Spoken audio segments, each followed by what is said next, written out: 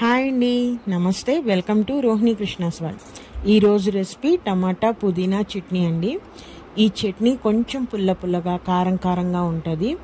ఈ చట్నీ కనుక రైస్లో వేడి అన్నంలో వేసుకొని కొంచెం నెయ్యి వేసుకొని పక్కన ఆమ్లెట్ కానీ వడియాలు కానీ పెట్టుకొని తింటే ఇంకా ఏ కూరలో అవసరం లేదండి.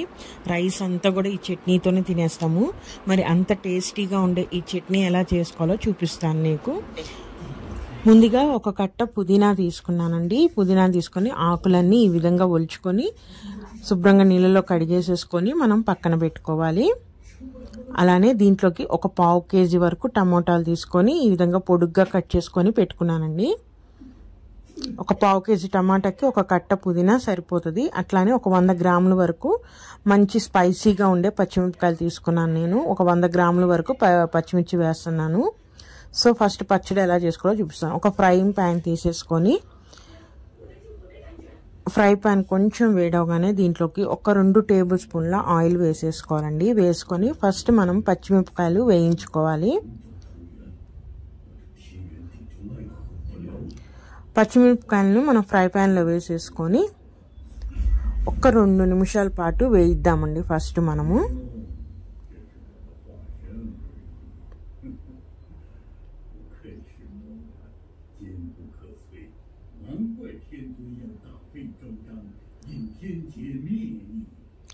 ఇది 1 నిమిషం పాటు వేయించగానే టమాటాలు వేసేసుకోవాలి. మనము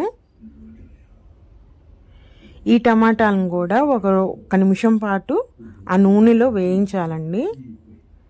జస్ట్ 1 నిమిషం పాటు తిప్పితే ఆయిల్ అంతా కూడా టమాటాలకు కూడా పడుతుంది.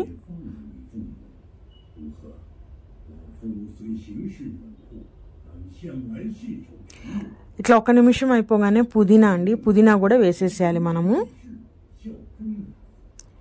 వేసేసి ఈ పుదీనా కూడా మొత్తం అంటే ఆ టమాటా మిశ్రమం కలిసిపోయేటట్టు ఒకసారి కలిపేసేసుకోవాలి. మొత్తం కలిపేసేసుకొని ఇప్పుడు దీనిని మనము మూత పెట్టేసేసి ఒక 10 నిమిషాల పాటు మీడియం ఫ్లేమ్లో పెట్టుకొని మగ్గిచ్చేసుకోవాలండి.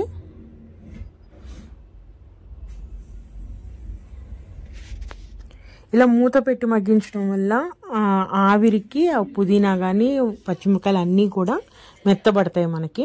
చూసారా, ఒక 10 నిమిషాల తర్వాత పుదీనా మొత్తం వేగిపోయింది. టమాటా అనేది ఇప్పుడిప్పుడే కొంచెం మెత్తబడుతుందండి, ఇంకా మెత్తబడలేదు. చూసారా, ఇంకొంచెం ఉడకాలి టమాటా అనేది. సో ఈ స్టేజ్లో ఉన్నప్పుడు ఇప్పుడు దీంట్లోకి ఇంకొన్ని పదార్థాలు యాడ్ చేయాలండి మనము. అవేంటంటే ఫస్ట్ చింతపండు అండి. ఒక చిన్న నిమ్మకాయ సైజు అంతా చింతపండు వేయాలి దీంట్లోకి. అట్లానే ఒక 2 స్పూన్ల ధనియాలు, ఒక 6 వెల్లుల్లిపాయలు తీసుకొని ఈ టమాటాల్లో వేసేసి వాటిని కూడా ఫస్ట్ మనము నూనెలో 1 నిమిషం పాటు వేయించుకోవాలి.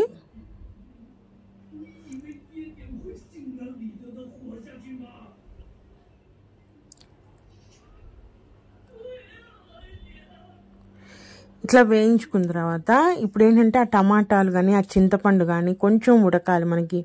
ఎందుకంటే ఇంకా టమాటాల నుంచి వాటర్ రాలేదు, సో అడుగున పట్టేస్తుంటుంది. కాబట్టి ఒక 1/2 గ్లాసు వాటర్ కనుక వేసుకొని మనము ఈ విధంగా మొత్తం ఒకసారి కలిపేసేసుకొని ఈ టమాటాలు మెత్తబడిగే వరకు మనము మూత పెట్టేసి మగ్గించుకోవాలి.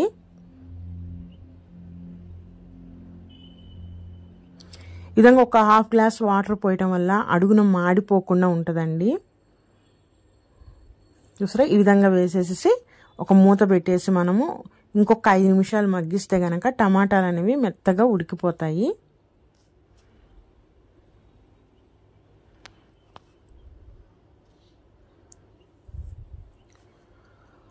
ఒక 5 నిమిషాలు చూడండి, మెత్తగా అయిపోయినాయి టమాటాలు అనేవి, చాలా మెత్తబడిపోయినాయి. సో ఇప్పుడు మనం స్టవ్ ఆఫ్ చేసేసి ఈ మిశ్రమం అంతా చల్లారి పెట్టేయాలి.